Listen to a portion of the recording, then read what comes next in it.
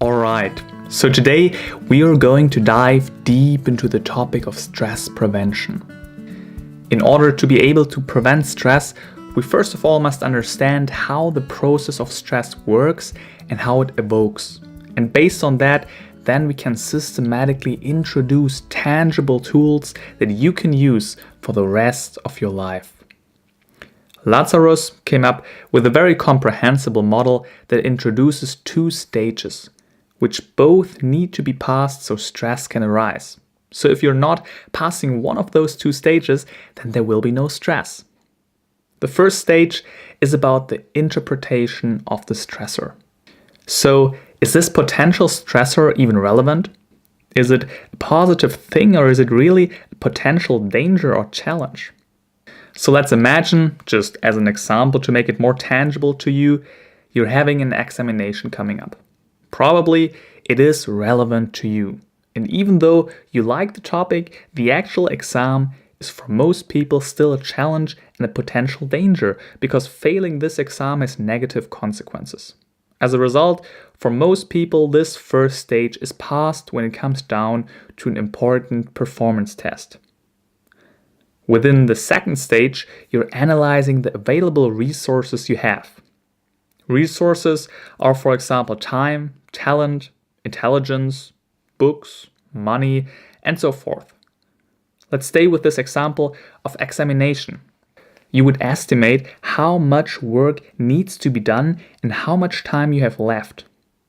You also think about whether you have necessary books and the summaries which you need. You're also estimating how good you are regarding learning this material and how hard the exam will be. All those factors are put into your calculations. And in the end, if you think that you can do it, you will be rather relaxed during the preparation period. In contrast, if you realize you have only 2 days left and this is way too much work, stress will awoke. Now, let's imagine the first stage you rate the exam as irrelevant, because it is just a minor, unimportant test. But in the second stage, you also realize that it is way too much work and too few time to prepare properly for the test. Still, no stress arises because you always have to pass both stages. Makes sense, right? Those questions regarding those stages all often happen subconsciously. You're constantly re-evaluating the situation and so many other things in your life. And that's why a specific situation might have evoked stress in the past, but doesn't anymore. In our example, you would have studied for a few days and realize that it's all not that difficult as expected, and that you can easily prepare well for the upcoming exam. Also notice that stress evokes only within you. A friend of yours might have the exact same exam ahead, but he's not stressed because he interprets it as irrelevant, or that he has enough resources even though he has actually the same resources as you have. Stress is partly independent from the outer world, and you have the power to decide whether you let yourself being stressed or not. Also notice that fear and stress is always about the future. Practically, you can't be fearful and stressed about the past or about the present moment. The past and the present moment can influence your fear and stress level, but you can only be stressed and afraid about the future. Now we can start intervening on both of those levels to lower the probability and the level of stress. Before we actually do that, I would like to quickly tell you about your emotions from a neurological perspective. In your brain, you have a specific system which is mainly responsible for emotions. It is pretty much in the center of your brain. It is the so-called limbic system. Within this system, there's the amygdala, which plays a crucial role when it comes down to fear or stress. Now, we also have the prefrontal cortex, which is right behind your forehead. This part is responsible for your conscious thinking and also, for example, inhibiting yourself from distractions. If you're very emotional, your emotional system is overriding your prefrontal cortex. and you do things you regret, you say things you shouldn't have said. But there's a two-way connection, which means that your deliberate rational thinking can also override and even change your emotions. You could inhibit your emotions, but studies have shown that this is not very healthy or nor is it sustainable. But you could reevaluate the situation, put it into another perspective, which then changes your emotions in a sustainable and healthy way. What I'm trying to say here is that you're not your emotions, but it is about how you're dealing with them. You have a certain degree of power and responsibility, and this insight is the foundation of all our following interventions. Okay, so let's finally talk about the two stages and their interventions. First of all, it is important to be specific about what you're stressed. Specifying your stress is nothing we cover here, but we assume that you know what exactly stresses you. The primary appraisal only leads to potential stress when you assume that the situation is important and it has a certain danger or challenge onto it. Some people are subconsciously so self-centered that they think that their problems are so important and they are caught up in life, and that's why I would like to invite you to a quick visualization which puts your problems into perspective. I would like you to close your eyes for that. Really, close your eyes. If you're not diving into this visualization, it won't have any effect on you. I call it the zoom out method. Try to think about one thing that stresses you. It could be anything. Now imagine yourself in this specific situation as it would happen right now. Feel how it stresses you and really dive deep into this moment. Now zoom out of your body and observe the same situation from 1 meter above. Does it feel less severe from a third-person perspective?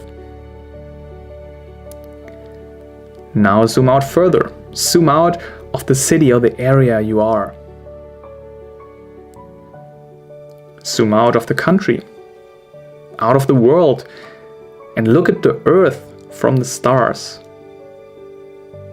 And now think about your story, but from a third-person perspective.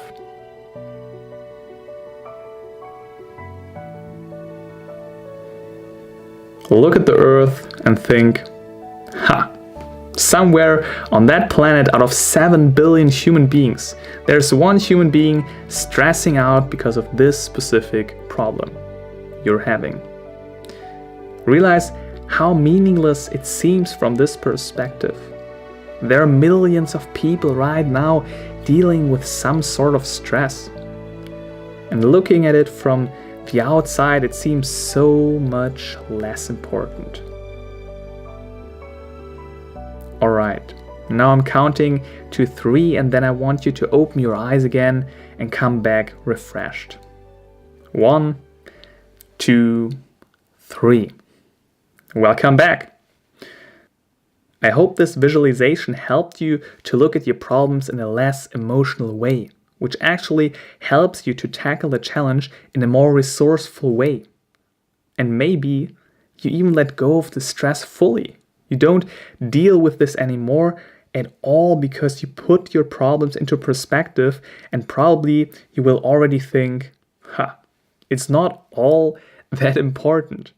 Don't take it so serious.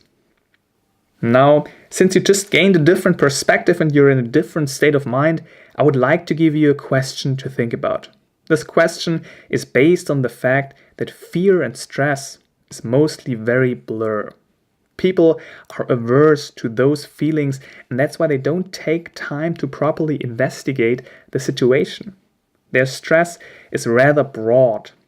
Since you're now in a more detached mindset, I would like to ask you the following questions. What is actually the worst case that could happen? If everything goes wrong, what is the consequence? Is it life-threatening? Did people deal with those consequences before, and what happened to them? If you think about those questions deeply, you will most likely feel like a huge stone is dropping from your shoulders. You come to realize that yes, it might be not a desirable consequence, but on the other hand, it is not like life is coming to an end. You had to retake an exam, look for a new job, find a new friend or spouse, but all those things are things that millions of people already went through successfully. Mostly, the consequences we are afraid of are not as painful and ongoing as we imagine. Of course, it depends on your situation. There are instances in life that are very painful and it breaks your heart. But even then, life goes on, if you want or not, and you start to learn to deal with it. Okay. Lastly, I would like to give you another mindset shift on the way regarding the primary appraisal. The catching phrase here is, maybe it's bad luck, but maybe it's good luck. Think about your past. Did you go through a breakup before? Did life not work out as expected? Weren't you able to reach a certain goal? Or did something else just didn't work out and it clearly seemed to be negative? Those can be big life events or minor things, such as missing the train. I bet you have many events in your life which seemed purely negative, and you didn't doubt any second that this is not a bad event. Though, looking backwards, it turned out that this so-called failure is actually a pretty positive thing in your life. Because of that, someone new was able to enter your life. You got later to the gym, so you had more time to digest. You got another job which fits better to you, and so on. Really relate this thought experiment to your own life. Otherwise, this exercise won't serve you. Realize how clearly you categorize events as evil, but how true it is that you actually don't know. Even if it seems 100% bad, you still don't know. This little thought experiment helps you to not instantly rate things as danger, but shift it in a category of neutrality or even positivity, which leads to less stress and more, maybe positive stress. Let's move on to the secondary appraisal. The only thing we can do here is a reality check. Do you really not have enough resources to tackle the problem? It is again so important to know what the exact problem or challenge is. Then we can clearly check what we need for that. So the problem is that most people have those blurry adversities. They don't look into the eyes of their fear. This helps you to clear out uncertainty and lack of knowledge. It is emotionally difficult, but it actually helps you to re-evaluate the situation much better and ask yourself, do I really have too few resources? What would be most important to do to tackle this problem? It usually raises your self-efficacy, you take responsibility, act on it, and start actively change the situation. And this brings me to my last point. All tools above are emotion-focused approaches, which means we did not change anything about the problem, but just re-evaluated and changed our inner attitude towards the problem. The secondary complementary approach is the problem-focused approach, which simply deals with the stress by acting on it. Studying for the exam, preparing for the presentation, and get your life together. At some point, your re-evaluation yields that this is not a danger anymore. And this obviously takes action. This takes plan. You need to understand what is the problem and what actions are required. Most people feel paralyzed by their fear, but this is mostly not the optimal approach to deal with those situations. Of course, sometimes you're helpless, but there are plenty of situations out there in which you still have a decent proportion of power within you. And be aware about that.